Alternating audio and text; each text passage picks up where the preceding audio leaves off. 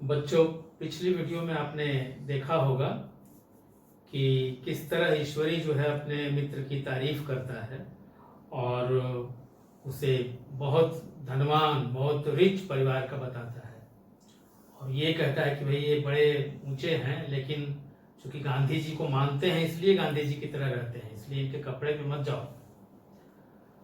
तो राम हरख जो ब्राह्मण हैं उन्होंने कहा था कि अमीरों का ऐसा स्वभाव बहुत कम देखने में आता है, कोई भांप नहीं सकता। यहाँ तक हम पढ़े थे कि बहुत कम अमीर होते हैं जो इस तरह से इतनी सादगी भरी जिंदगी जीते हैं, बहुत कम होते हैं। तो राम हरख की बात के सपोर्ट में उसको सेकंड करता है उनकी बात को कि रियासत अली ने समर्थन किया। हाँ, और समर्थन करते हुए कहता रियासत अली, आपने महाराज चांगली को तो देखा होता, आपने महाराज चांगली को देखा होता तो दांतों उंगली दबाते, मैंने आश्चर्य करते। दांतों उंगली दबाना मैंने आश्चर्य करना, यहां भी मुहावरा है। एक गाढ़े की मिर्जई, गाढ़ा मतलब मोटा कपड़ा, रफ, उसकी मिर्जई, मिर्जी होती है कुर्ते टाइप की, जिसको कि वो एक तरफ से एक साइड अंदर करके दूसरा ऊपर करके उसको रस्सी से बांधते हैं, वो मिर्जई हुआ करती थी। और चमरौधे जूते, चमरौधे जूता मतलब चमड़े का जूता, वो भी कच्चा चमड़ा, बिना पकाया हुआ। तो इतने सादे वेश में वो बाजार में घुमा करते थे। सुनते हैं एक बार बेगार में पकड़े गए थे। ऐसी भी कोई किंवदंती या कोई कहानी होगी उनके पीछे कि बेगार में पकड़े गए थे, यानी इतना बड़ा आदमी और कहीं मजदूरी कर रहा था, लोगों ने देख लिया, ऐसी कहानी थी उनके बारे में। और ऐसे आदमी ने 10 लाख से कॉलेज खोल दिया। अब बताइए, इतना सीधा साधा रहने वाला, जरूरत पड़ी तो कभी मजदूरी कर ली, लेकिन उसने अपनी पूंजी से, अपने पैसे से 10 लाख की पूंजी लगाकर बच्चों के कल्याण के लिए, बच्चों की शिक्षा के लिए कॉलेज खोल दिया। कितने लोग करते हैं ये सब? पैसे वाले नहीं करते हैं, है ना, बहुत से धनी लोग हैं नहीं करते हैं, लेकिन चांगली ने किया था। मैं मन में कटा जा रहा था। कटना मतलब यहाँ पर शर्म से, मैंने बिल्कुल छुप जाना, बहुत शर्मिंदा होना, पानी पानी होना भीतर से। मैं मन में कटा जा रहा था, पर न जाने क्या बात थी कि यह सफेद झूठ, सफेद झूठ मतलब सरासर झूठ, सफेद झूठ उस वक्त मुझे हास्यास्पद न जान पड़ा। उस वक्त यानी जब ये बात हो रही है तब ये हंसी मजाक मुझे नहीं लगा, उस बात पर मुझे हंसी नहीं आई। क्यों? कि मैं तो एक्टिंग कर रहा था धनवान बनने का।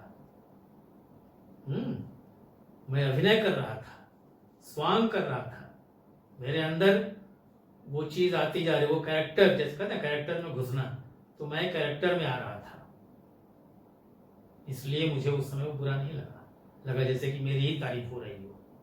ये देखिए, इसे यही है धीरे धीरे नशा। हम आगे चलेंगे, दिखाएंगे आपको, बताएंगे कि कैसे आदमी पर केवल वो ऐसा नहीं है कि आपने कुछ लिया और नशा बहुत कुछ सम्मान पाने से भी हो जाता है, कुर्सी मिलने से नशा हो जाता है, और ये सब नशा बड़ा ही भयंकर होता है, इस नशे से कहीं ज्यादा होता है। उसके प्रत्येक वाक्य के साथ मानो मैं उस कल्पित वैभव के समीपतर आता जाता था। कल्पित वैभव माने कल्पना में जो इमेजिनरी है, इमेजिनेटिव है, वो कि मैं जैसे सपने में कोई दरिद्र देखे कि मैं राजा हो गया हूं, है ना, मोतियों की माला पहने हुए हूं, सिंहासन पर बैठा हूं, वैसे ही ये कल्पना में जी रहा था अभी कि मैं तो बहुत बड़ा आदमी बन गया, अब मैं वो गरीब नहीं हूं। उस कल्पित वैभव, वैभव माने सुख, ऐश्वर्य, धन दौलत, घर मकान, ये वो सब कुछ, ये वैभव है। उसके समीपतर माने धीरे धीरे लगता था कि मैं वो बनने जा रहा हूं। मैं शहसवार नहीं हूं। शहसवार शब्द है, देखिएगा, शहसवार का मतलब गुड राइडर, जो अच्छी सवारी करता है, घुड़सवारी करता है, घोड़े पे बैठ करके घोड़े को दौड़ाता है और अच्छा दौड़ाता है, गुड राइडर की तरह। तो कहे मैं शहसवार नहीं हूं, मैं अच्छा राइडर नहीं हूं, मैं अच्छा घुड़सवार नहीं हूं। हाँ, लड़कपन में कई बार लद्दू घोड़ों पर सवार हुआ हूँ। बचपन में लद्दू घोड़े, लद्दू मतलब जिनके ऊपर लादा जाता है, लोड किया जाता है, वो छोटे छोटे होते हैं, उनकी हाइट ज़्यादा नहीं होती है। और गांव में जो खास करके जो दुकानदार लोग होते हैं वो घोड़े को ले जाते हैं शहर में, वहाँ से सामान खरीद के लाते हैं घोड़े की पीठ पर लाद के, तो उसको कहते हैं लद्दू घोड़ा। तो उस ऐसे घोड़े पे वो सवार हुए हैं। अपने बारे में करें, मैं सवार हुआ हूँ।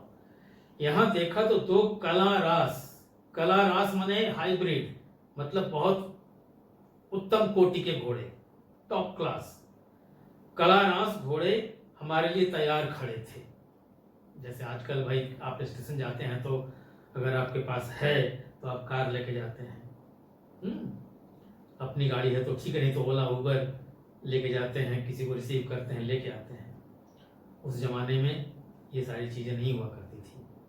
तो कला रास घोड़े, उत्तम कोटि के घोड़े तैयार खड़े थे लोगों को रिसीव करने के लिए। मेरी तो जान ही निकल गई।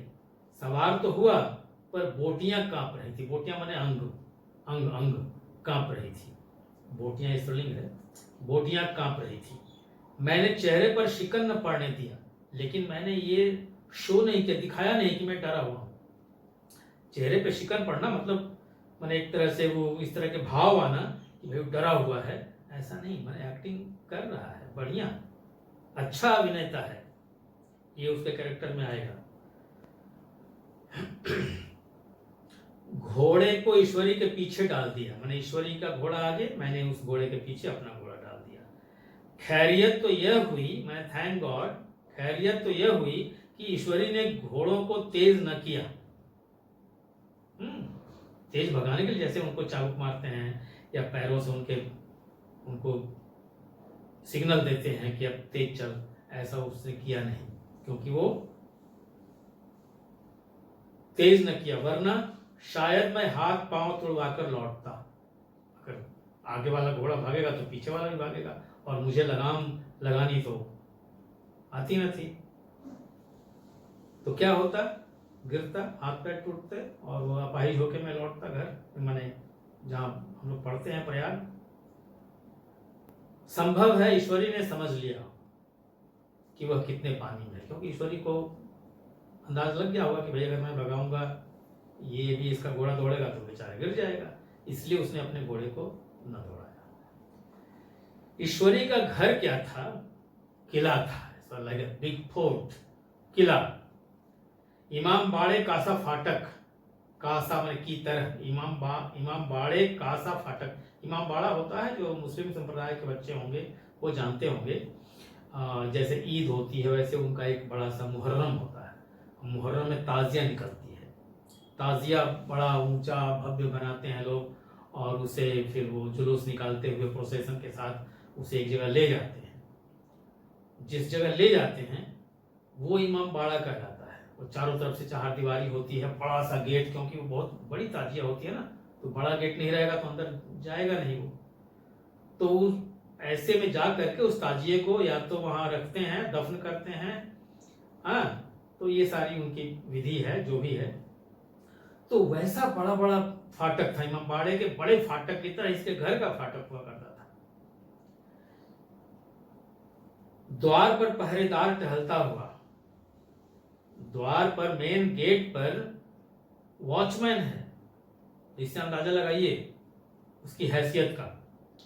नौकरों का कोई हिसाब नहीं, कितने मतलब अनेक। एक हाथी बंधा हुआ, वाह, एक हाथी बंधा हुआ। ईश्वरी ने अपने पिता, चाचा, ताऊ आदि सबसे मेरा परिचय कराया, मीट माय फ्रेंड। और उसी अतिशयोक्ति माने बढ़ा चढ़ा के कहना, जिसे अंग्रेजी में एग्जैगरेशन कहते हैं, अतिशयोक्ति, बढ़ा चढ़ा के कुछ कहना। उसी अतिशयोक्ति के साथ परिचय करवाया कि ये हैं बड़े रईस हैं, बहुत बड़े खानदान से हैं, है ना, आना नहीं चाहते थे, मैंने इन्हें घसीट के लाया, वगैरह वगैरह जो भी है सब। और ऐसी हवा बांधी, हवा बांधना मतलब ऐसा उसने जमीन, ऐसी जमीन तैयार की, ऐसा माहौल तैयार किया कि कुछ न पूछिए। नौकर चाकर ही नहीं, घर के लोग भी मेरा सम्मान करने लगे। लेखक कह रहा है कि मेरे दोस्त ने ऐसा माहौल तैयार कर दिया मेरे बारे में बता करके कि नौकर चाकर तो छोड़िए, घर के जो लोग हैं वो भी मेरी रेस्पेक्ट करने लगे, मेरा आदर करने लगे। देहात के जमींदार, ध्यान दीजिएगा, देहात के जमींदार, लाखों का मुनाफा, लाखों का इनकम है, लेकिन मगर पुलिस कांस्टेबल को भी अफसर समझने वाले हैं। देहात के हैं, शहर से कोई मतलब कि सरोकार नहीं है, उनको पता नहीं है कि एक कांस्टेबल क्या होता है। कांस्टेबल है सिपाही। अब एक सिपाही को जो ऑफिसर समझे, उसको मेजर, सर्जेंट या दारोगा या और भी ऊपर का कुछ ऑफिसर समझे, तो समझिए कि वो क्या है, मतलब उसकी शिक्षा दीक्षा कैसी है। वो मतलब कि एक तरह से गंवार लोग हैं, धन है, लेकिन जैसे ही पुलिस को देखे, सिपाही को भी देखेंगे तो हालत खराब हो जाएगी और उसको अफसर समझ के उसको सलाम भी करेंगे। आज थोड़ी होता है। पहले गांव में अगर लाल टोपी वाली पुलिस चली जाती थी तो लोग भय से दरवाजा बंद करने लगते थे, बाप रे बाप, गांव में पुलिस आ गई। आज कौन पूछता है? अब तो लोग पुलिस को भी लगा देते हैं। तो जमाना बदल गया है। कई महाशय तो मुझे हुजूर हुजूर कहने लगे। गांव में कुछ ऐसे भी लोग थे जो मुझे हुजूर हुजूर, क्योंकि मेरे बारे में बताएगा ना कि मैं बहुत बड़े खानदान से हूं, बहुत बड़ा रईस हूं, मेरी भी लाखों की आमदनी है, तो लोग हुजूर हुजूर करने लगे। जब जरा एकांत हुआ, मैंने थोड़ी जब शांति हुई, तब मैंने ईश्वरी से कहा, अकेले में, एकांत अकेले में, जब हम दोनों दोस्त थे, तब, तुम बड़े शैतान हो यार, मेरी मिट्टी क्यों पलीत कर रहे हो? पलीत मतलब गंदा, मेरी मिट्टी गंदी क्यों करे, मैंने मेरी बेइज्जती क्यों करवा रहे हो? ईश्वरी ने सुदृढ़ मुस्कान के साथ कहा, मुस्कुराया, लेकिन उसकी मुस्कान जो है ना, बहुत स्ट्रॉन्ग मुस्कान थी। कहा कि अरे तुम क्या जानो, इन गधों के सामने यही चाल जरूरी है मेरे भाई, वरना अगर ये जान जाए तुम्हारी असलियत तो सीधे मुंह बोलते भी नहीं तुमसे, ये बात भी नहीं करते। इसलिए जो जैसे हैं उनके साथ वैसा चलना पड़ता है। जरा देर बाद एक नाई यानी बाल काटने वाला, बार्बर, हमारे पांव दबाने आया। थके होंगे, थोड़ा पैर को मसाज करना।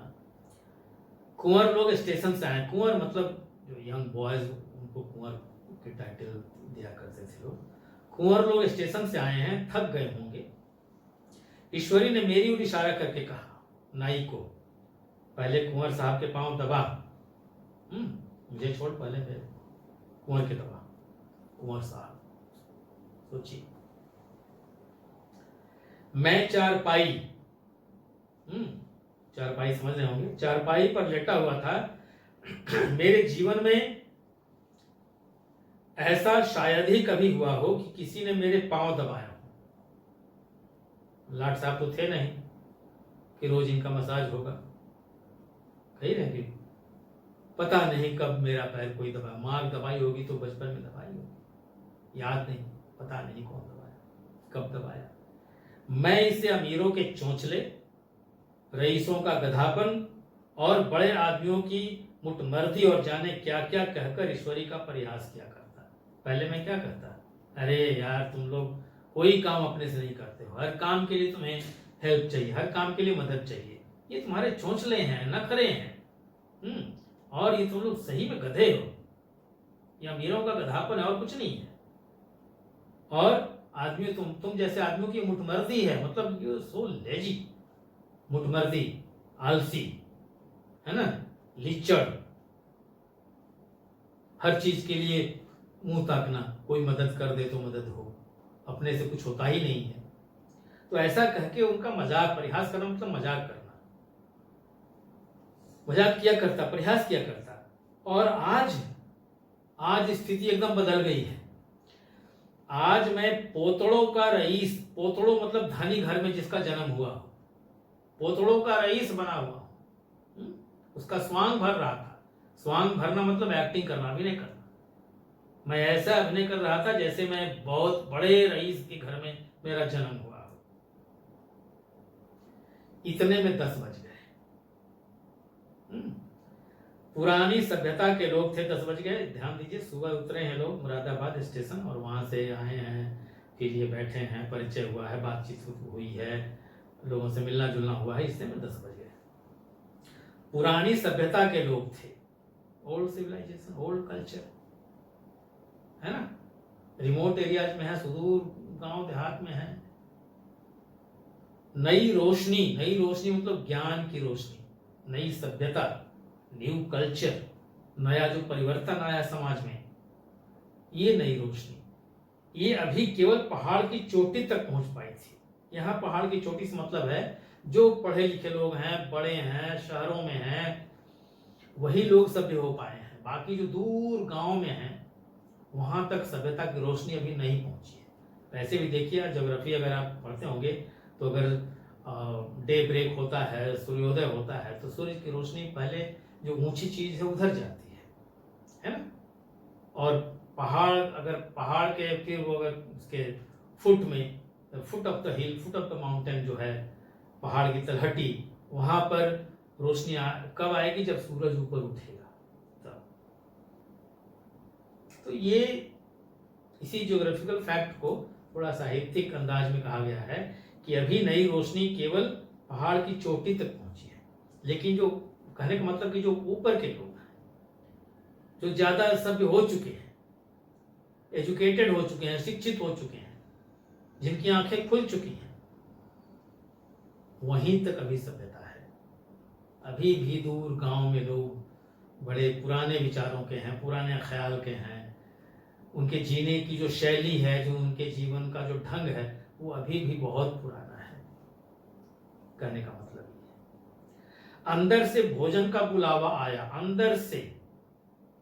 गांव में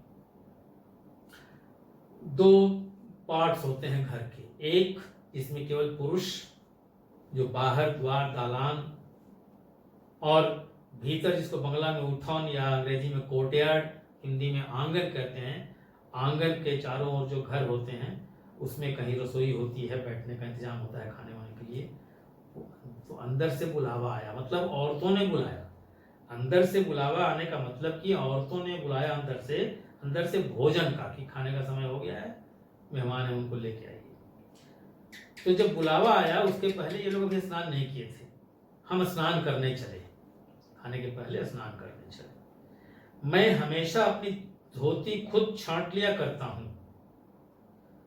मैं हमेशा, यूजुअली मैं क्या करता हूं, जब नहाता हूं तो जो हमारे जो नहाते समय जो कपड़े मैंने पहन रखे हैं, धोती हो, अंडरवियर हो, जो कुछ भी हो, खुद छांट लेना, उसको खंगाल लेना, धो लेना, साफ कर लेना। छांटने का मतलब ये है, छांट लिया करता हूं। मगर यहां मैंने ईश्वरी की भांति अपनी धोती भी छोड़ दी।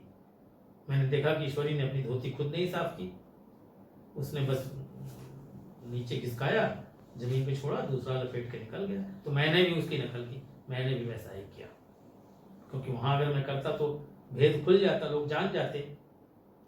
इसका मतलब ये सही मामले में या सच्चा रईस नहीं है।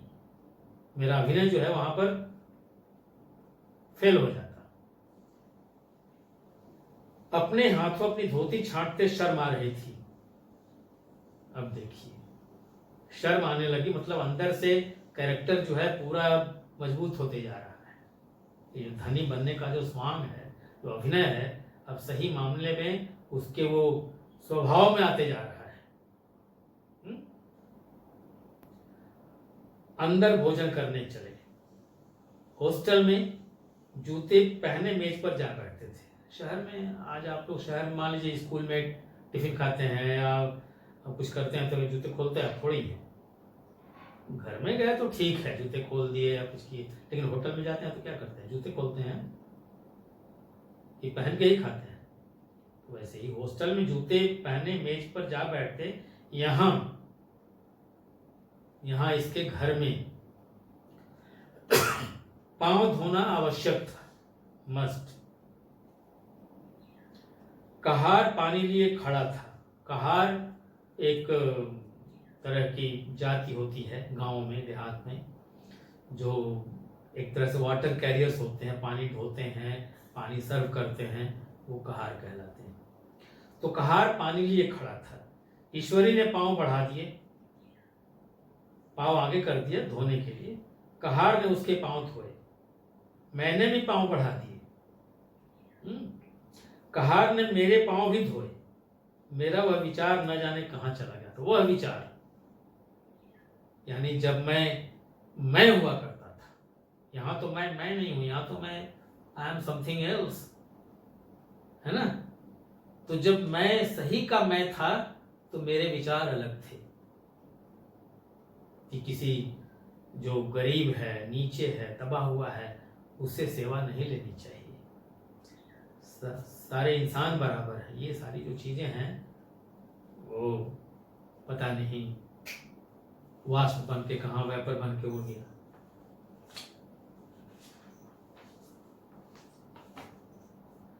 सोचा था दूसरा पार्ट, सोचा था वहां देहात में एकाग्र होकर खूब पढ़ेंगे, पर यहां सारा दिन सैर सपाटे में कट जाता था। कहीं नदी में बजरे पर सैर कर रहे हैं। नदी में बजरा, बजरा खाली समझ लीजिए, बाकी जो सिंपल है मैं आगे बढ़ता जाऊंगा। बजरा होता है, एक नौका होती है जिसको कहते हैं हाउस बोट। हाउस बोट, जिस बोट के ऊपर, जिस नौका के ऊपर बीच में या किनारे किसी एंड पर एक घर जैसा बना होता है, छत जैसी होती है इस तरह से, और उसके नीचे चटाई कालीन ये सब बिछी रहती है। जो बड़े बड़े बजरे होते हैं धनवानों को, उसमें तो सोफा का सब कुछ लगा रहता है, बड़ा बढ़िया राजसी माने इंतजाम होता है उसमें, तो वो बजरा कहलाता है। तो नदी में बजरे पर सैर कर रहे हैं, कहीं मछलियों या चिड़ियों का शिकार खेल रहे हैं, कहीं पहलवानों की कुश्ती देख रहे हैं। ये सब सरल है, समझते जाइएगा। कहीं शतरंज पर जमे हैं। ईश्वरी खूब अंडे मंगवाता और कमरे में स्टोव पर आमलेट बनते। यहाँ थोड़ा सा जो गांव का कल्चर है उसको समझ लीजिए, क्यों है तो आसान, लेकिन क्यों कमरे में स्टोव पर आमलेट बनाने की क्या जरूरत है। इसका मतलब है कि अभी भी हिंदू परिवार में, गांवों में, आंगन में मछली बन जाएगी, मटन बन जाएगा, लेकिन चिकन अंडा ये आंगन में नहीं बनेगा। अगर ये आपको खाना है तो घर के बाहर बनाइए, खाइए, नहा करके तब आइए। ये अभी भी है, आज भी है। इसीलिए अगर अंडे खाने की आदत लग गई है शहर में और अंडे खाने हैं तो कमरे में बाहर स्टोव है, अपना जलाइए, बनाइए, खाइए। नौकरों का एक जत्था, उनका एक समूह हमेशा घेरे रहता, कब जरूरत पड़ जाए। अपने हाथ पांव हिलाने की कोई जरूरत नहीं, मैंने अपने से कुछ नहीं करना है, केवल जबान हिला देना काफी है। नहाने बैठे तो आदमी नहलाने को हाजिर, लेटे हैं तो आदमी पंखा झलने को खड़े। मैं महात्मा गांधी का कुंवर चेला मशहूर था, यानी मेरी ख्याति हो गई थी उसके यहाँ कि मैं महात्मा गांधी का चेला हूं, इसी नाम से मैं मशहूर हो गया था वहां पर। भीतर से बाहर तक मेरी धाक थी। भीतर से बाहर यानी भीतर औरतों के बीच और बाहर पुरुषों के बीच, सब जगह मेरी धाक थी। धाक मतलब रोब, दबदबा, है ना। मेरा लिहाज करने वाले, मेरी बात सुनने के लिए तैयार, तत्पर, ये धाक। नाश्ते में जरा भी देर न होने पाए, कहीं कुंवर साहब नाराज न हो जाए, बिछावन ठीक समय पर लग जाए, कुंवर साहब का सोने का समय आ गया। ये सब इनके बारे में लोग ख्याल रखते थे। मैं ईश्वरी से भी ज्यादा नाजुक दिमाग बन गया था, यानी अभिनय करते करते मैं ईश्वरी को भी पार कर गया। ईश्वरी को मैंने पीछे छोड़ दिया, उससे भी ज्यादा नाजुक दिमाग, यानी बिल्कुल एकदम फ्रेजाइल। मुझसे कुछ नहीं होगा भाई, सारा लोग करेंगे तब मुझसे होगा कुछ। मैं खुद से कुछ नहीं कर सकता। ये नाजुक दिमाग या बनने पर मजबूर किया गया था। अब दो चीजें, या तो मैं बन गया था, नहीं तो वरना मुझे बनने पर मजबूर, मैंने कहते हैं ना कि परिस्थिति ने, ईश्वरी ने ऐसा माहौल बना दिया था कि मैं ऐसा करने के लिए मजबूर हो गया था। नहीं करता तो मैं अभिनय में फेल हो जाता, फिर भेद खुल जाता। तो भेद खुलने के डर से मैं अभिनय करता गया और इतनी शानदार मेरी एक्टिंग रही कि एकदम मैंने ईश्वरी को भी पीछे छोड़ दिया। ईश्वरी अपने हाथ से बिस्तर बिछा ले, ठीक है, ईश्वरी उसका बिस्तर लगा हुआ, उसको ऐसे सीधा किया, थोड़ा झाड़ा, सो गया, तो ईश्वरी अपने हाथ से बिस्तर बिछा ले, ठीक है। लेकिन कुंवर मेहमान जो ये गेस्ट आए हुए हैं, माई सेल्फ, कुंवर मेहमान अपने हाथों से कैसे अपना बिछावन बिछा सकते हैं? ये कुंवर हैं, मेहमान हैं हमारे, ऊपर से एक तो कुंवर रईस और ऊपर से मेहमान, कैसे बिछावन बिछा सकते हैं? उनकी महानता में भट्टा लग जाएगा। भट्टा मतलब माइनस होना, घट जाना, उनकी महानता कम हो जाएगी। एक दिन सचमुच यही बात हो गई, ऐसा ही हो गया। ईश्वरी घर में था, शायद अपनी माता से कुछ बातचीत करने में देर हो गई, अंदर गया होगा माँ से बात करने में देर हो गई।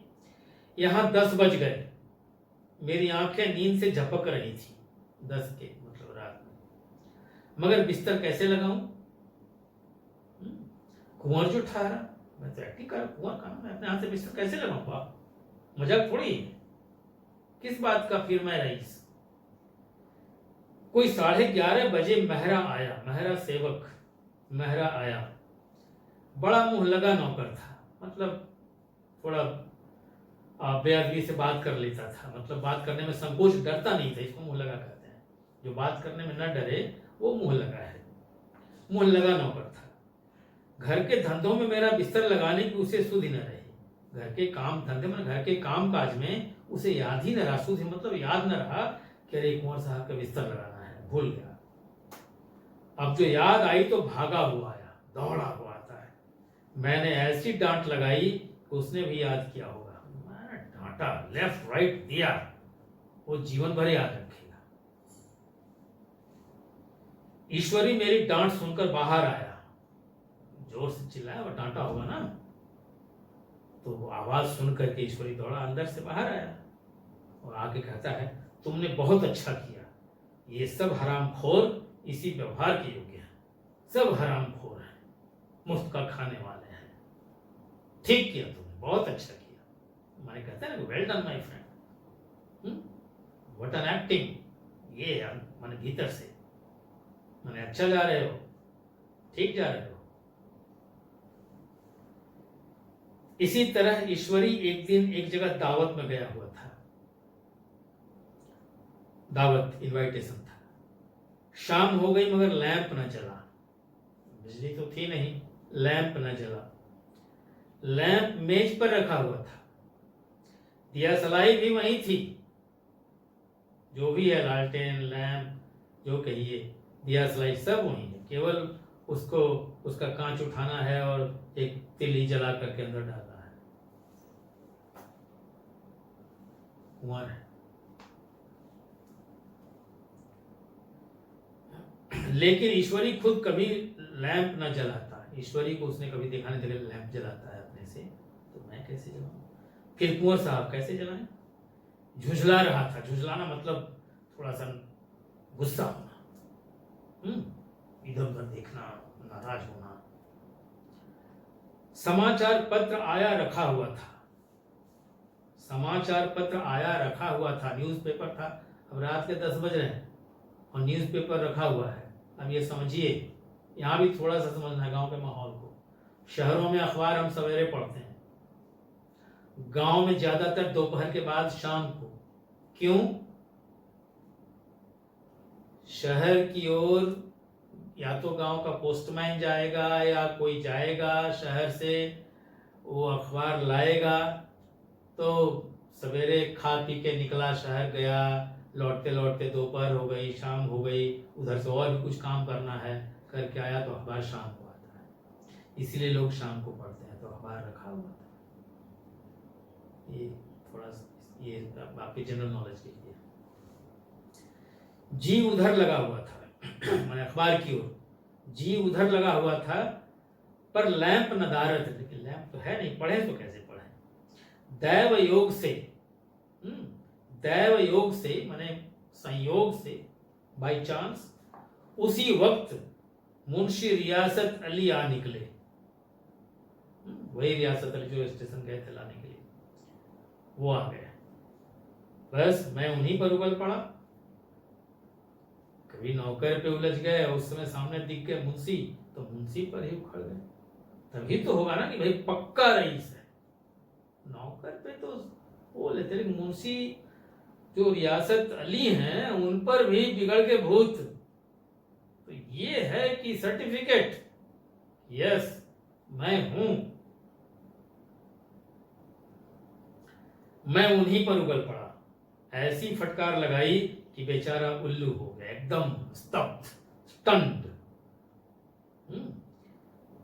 क्या कहा गुस्से में, तुम लोगों को इतनी फिक्र भी नहीं कि लैंप जलवा दो? जलवा दो मतलब जला दो और जलवा दो, इतनी चिंता होनी चाहिए ना। ठीक है तुम नहीं जलाते हो, लेकिन जो है जलाने वाला उसको कहो, उससे जलवाओ। Get it burn, get it lighted. ये है, अंग्रेजी में आप पढ़ेंगे कॉजेटिव, तो कॉजेटिव में है खुद करना और किसी से करवाना। तो जलवा दो, इतना भी तो, इतनी भी चिंता नहीं है आपको कि आप लैंप जलवा दें। तो तुम करके बात कर रहा है। रियासत अली ने कांपते हुए हाथों से लैंप जला दिया। जलवाना क्या है, बेचारा खुद उसने बिल्कुल ट्रेम्बलिंग हैंड्स, खुद ही हाँपते हुए हाथों से, कांपते हुए हाथों से उसने खुद लालटेन जलाया, लैंप जला दिया। वहां एक ठाकुर, ठाकुर यानी क्षत्रिय राजपूत, वहां एक ठाकुर अक्सर आया करता था। अक्सर मैंने ऑफन, प्रायः आया करता था। कुछ मनचला आदमी था। मनचला मतलब कि थोड़ा सा है ना, मैंने थोड़ा सा गप्पी बात करने वाला, जो मन में आया बोलने वाला, थोड़ा हंसी मजाक करने वाला, है ना, ऐसा था। महात्मा गांधी का परम भक्त, वो भी परम भक्त था, और मुझे महात्मा जी का चेला समझकर मेरा बड़ा लिहाज करता था। चोर चोर मौसेरे भाई कहते हैं ना, तो वो भी भक्त है और उसको पता लगा कि ये भी हैं, तो बस दो यार मिल गए, और इसलिए बड़ा लिहाज करता था। मैंने लिहाज करना मतलब रेस्पेक्ट करना। पर मुझसे कुछ पूछते संकोच करता था, लेकिन अभी हिम्मत नहीं होती थी कि मुझसे बात करके कुछ पूछे। एक दिन मुझे अकेला देखकर आया, जब देखा कि मैं अकेले हूं, एकांत में हूं, तो आया और हाथ बांध कर बोला, मतलब हाँ बिल्कुल ऐसे हाथ बांध कर बोला, सरकार तो गांधी बाबा के चेले हैं ना, लोग कहते हैं कि यहां सुराज हो जाएगा तो जमींदार न रहेंगे। कह रहा है कि आप तो गांधी बाबा के चेले हैं, लोग कहते हैं कि यहाँ सुराज हो जाएगा। सुराज वो गांव की भाषा का है, शुद्ध है स्वराज, माने अपना राज। लोग कहते हैं कि सुराज माने अपना राज्य हो जाएगा, माने हम आजाद हो जाएंगे तो जमींदार न रहेंगे, जमींदार सब हटा दिए जाएंगे, इनकी जमींदारी चली जाएगी। मैंने शान जमाई, मैंने शान जमाई, क्योंकि अंदर तो कौन बैठा है, जमींदारों का दुश्मन उसके अंदर। यहां तो नाटक कर रहा है ना, सच्चाई तो यही है कि जमींदारों को वो देखना नहीं चाहता है, इसलिए उसने शान जमाई। मैंने शान जमाई यानी जमींदारों के खिलाफ तो पहले से ही था, अभी थोड़ा मौका मिला है तो अभिनय से दूर हटके वो अपने रियल कैरेक्टर में आता है, वास्तविक रूप में। उसके अंदर जो जो असली जो उसके जो विचार हैं वो सामने आ रहे हैं। जमींदारों के रहने की जरूरत ही क्या है, क्यों रहे जमींदार भाई, क्या हो रहा है इनसे, ये लोग गरीबों का खून चूसने के सिवा और क्या करते हैं, है ना। शुरू पहले भी यही कहा करता था, अभी अकेले में मौका मिला है, उसके अंदर की जो भड़ास है वो निकल रही है ना। ये लोग गरीबों का खून चूसने के अलावा और क्या करते हैं। ठाकुर ने फिर पूछा, तो क्या सरकार सब जमींदारों की जमीन छीन ली जाएगी, क्या सबकी छीन ली जाएगी, मतलब ये लोग भी हैं, आप जहां आए हैं सबकी छीन जाएगी। मैंने कहा बहुत से लोग तो खुशी से दे देंगे, जो लोग खुशी से न देंगे उनकी जमीन छीननी ही पड़ेगी। जो ऐसे विलिंगली दे देंगे ठीक है, और जो थोड़ा सा रजिस्ट करेंगे, प्रतिरोध करेंगे, उनकी जमीन सरकार छीन लेगी। हम लोग तो तैयार बैठे हुए हैं। मैंने अपने बारे में कह रहा है, मैंने अभी ये फिर अपने को दिखा रहा है कि जो भी हो मैं जमींदारों के खिलाफ हूं, लेकिन है ना, अब अपना विधि बचाना है, उसको अपनी प्रतिष्ठा, जो नाटक कर रहा है उस पर भी पर्दा डालना है। कहता है कि हम लोग तो तैयार बैठे हैं भाई, हम लोग बड़े जमींदार हैं, कोई बात नहीं है, जिस दिन समय आएगा हम लोग दे देंगे, हम लोग तो तैयार बैठे हुए हैं। जो ही स्वराज्य हुआ अपने सारे इलाके आसामियों के नाम हिबा कर देंगे। हम तो वेट कर रहे हैं कि वो दिन आए, जैसे ही अपना राज्य आएगा, स्वराज आएगा, अपने सारे इलाके, मतलब हमारी जितनी भी हमारी रियासत है, सब अपने आसामियों, हमारे जो लोग हैं, रैयत हैं, उनके नाम हिबा कर, हिबा मतलब उनके नाम से रजिस्ट्री कर देना, उनको दे देना कागज पे लिख करके। हिबा का मतलब ये होता है ना, कानूनी तौर पे पेपर बना करके कि अब से ये जमीन इनकी हुई, उनके नाम से रजिस्ट्री हो गई, उसको हिबा करना। मैं कुर्सी पर पांव लटकाए बैठा था, ठाकुर मेरे पांव दबाने लगा चमचागिरी में। फिर बोला, आजकल जमींदार लोग बड़ा जुल्म करते हैं सरकार, हमें भी हुजूर अपने इलाके में थोड़ी सी जमीन दे दें तो चलकर वहीं आपकी सेवा में रहें। ये आम बात है, गांव में लोग देखते हैं कि ये बड़ा आदमी है, उसे सिफारिश करते हैं कि मेरी कुछ मदद कर दीजिए, मेरे बच्चे की नौकरी लगवा दीजिए, वगैरह वगैरह। तो कहता है कि आप अपने इलाके में थोड़ी जमीन दे दें तो मैं ये सब यहाँ से हटूं, इस गांव से, और आपके यहाँ जाके रहूं, आपकी सेवा में रहें। मैंने कहा, अभी मेरा कोई अख्तियार नहीं है भाई, मैंने मेरे अधिकार में, अभी हमारे घर में और लोग हैं, उनका अख्तियार, उनका अधिकार है, मेरे वश में नहीं है। लेकिन जो ही अख्तियार मिला, जब जैसे ही अधिकार मिलेगा, मैं सबसे पहले तुम्हें बुलवाऊंगा, तुम्हें बुलाऊंगा सबसे पहले, तुम्हें मोटर ड्राइवरी सिखाकर अपना ड्राइवर बना दूंगा। देखिए कैसा नाटक हो रहा है। तुम्हें ड्राइवरी सिखा करके, मैंने कैसे गाड़ी चलाते हैं इसकी ट्रेनिंग दिलवा करके मैं तुमको अपना ड्राइवर रखूंगा। अब ये देखिए, ये क्या है, एक तरह से किसी को ड्रग करना होता है, माने नशा पिलाना, नशा खिलाना। तो यहां भी एक तो जो कहानी का वक्ता है वो खुद ही नशे में बहा जा रहा है, और ठाकुर को भी उसने नशा का सेवन करवाया। कैसा नशा? तुमको मैं ड्राइवर बना दूंगा, मैं अपना ड्राइवर रख लूंगा, और मेरे इतने बड़े आदमी का ड्राइवर मतलब कि तुम्हारा जीवन जो है वो बिल्कुल बदल जाएगा। तो ये जो उस पर नशा चढ़ा, तो नशे में आदमी क्या क्या करता है, या तो उल्टा पुल्टा काम करेगा। देखा होगा आपने, जो नशे में होते हैं क्या करते हैं। ये भी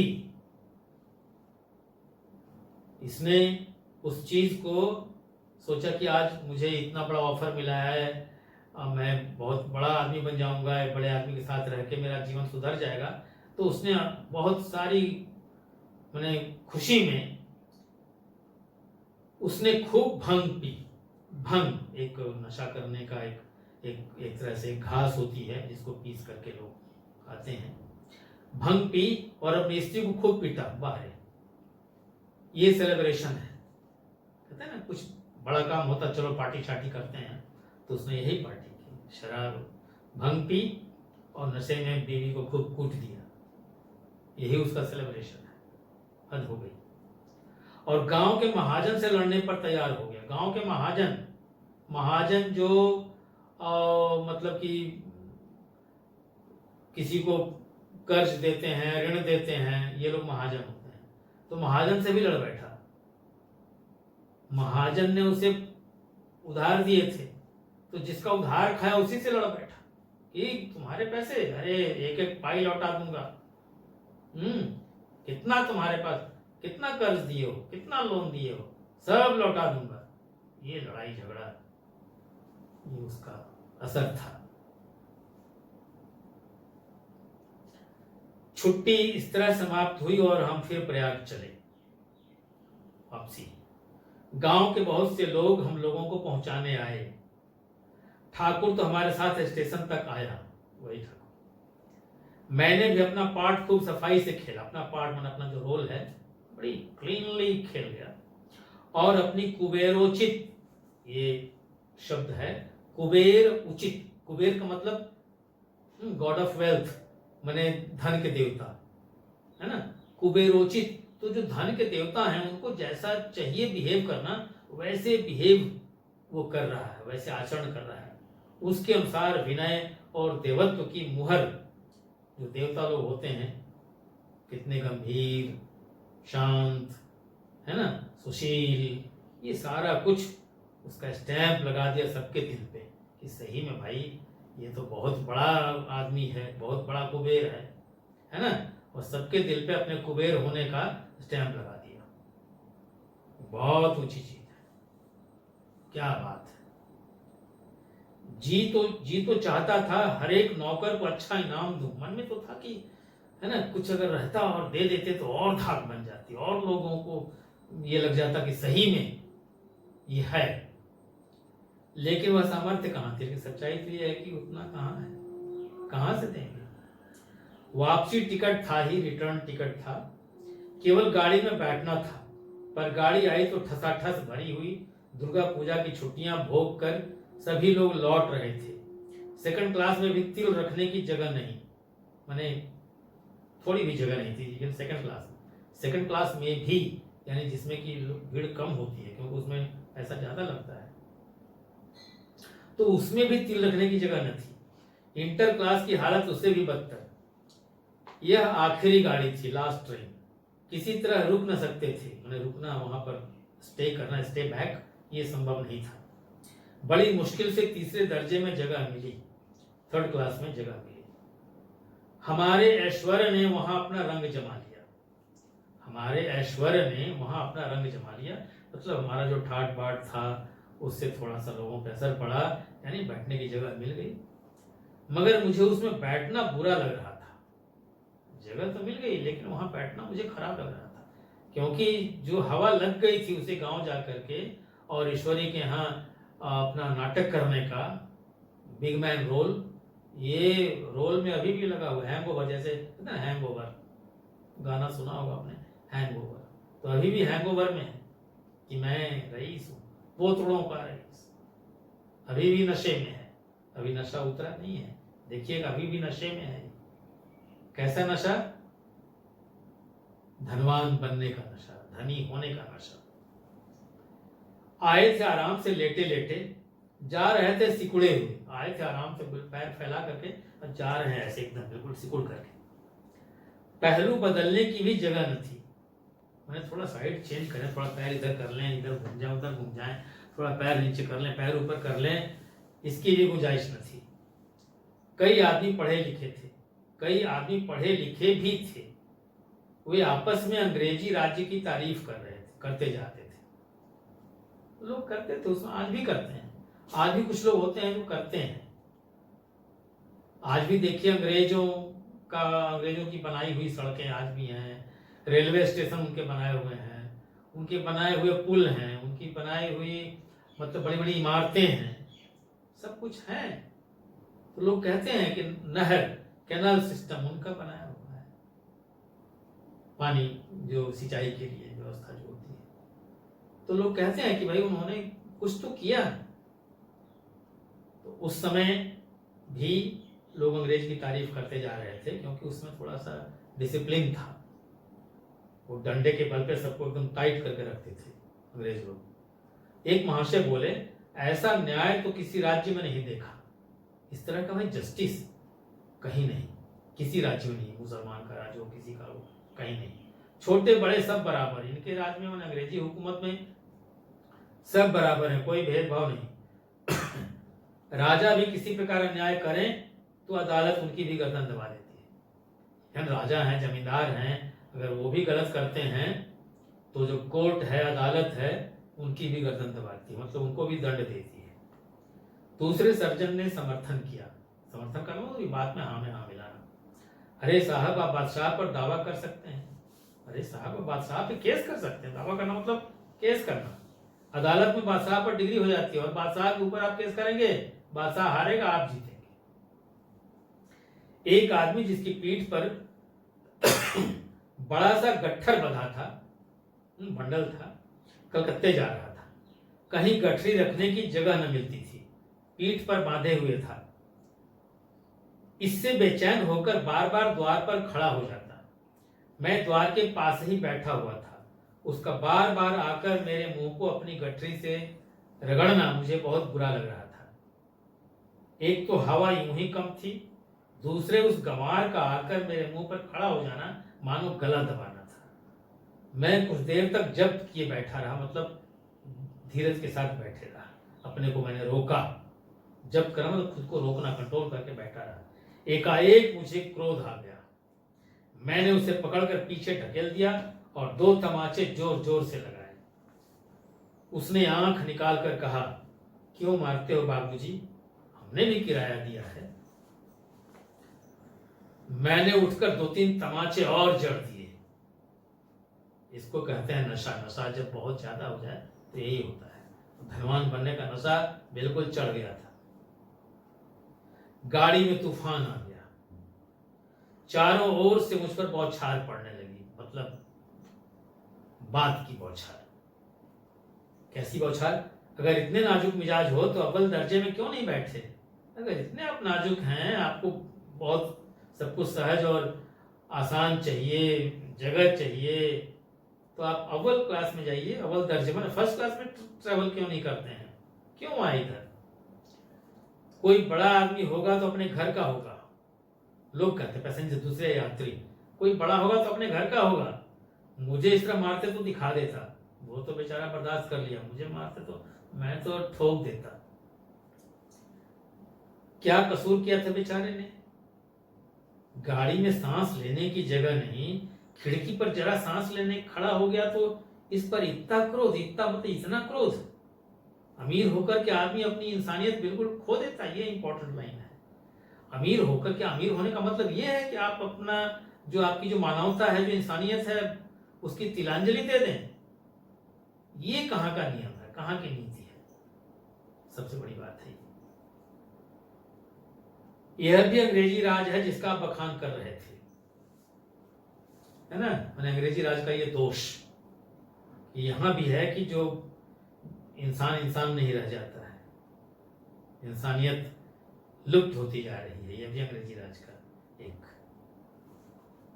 उसका एक अंश है। एक ग्रामीण बोला, गांव का, देहात का, कम पढ़ा लिखा आदमी बोलता है, दफ्तर में घुस तो पावत नहीं, उस पे इतना मिजाज।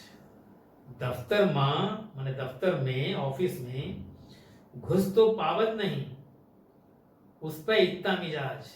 माने दफ्तर में नौकरी तो मिलती नहीं है, ऑफिस में जाने लायक तो हैसियत नहीं है, उस पर इतना मिजाज। ईश्वरी ने अंग्रेजी में कहा, what an idiot you are Veer. अरे कितने मूर्ख हो यार, शिट। और जब उसने कहा कि what an idiot you are, तो जब ये कहना मतलब जैसे लगता था ना कि जूते में कोई गोबर लगा के उसे पीटे। जूता भिगा के भी नहीं, जूते में गोबर लगा के तब पीटो। इस वाक्य में यही था।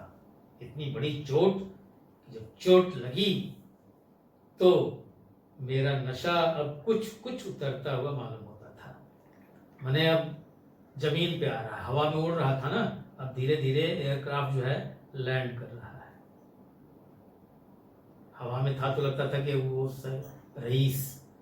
अब जब लोगों की गालियां मिली, लोगों ने कुछ कहा उल्टा सीधा, ऊपर से जो दोस्त है उसने भी कहा what an idiot you are, तो बस आ गए जमीन पर।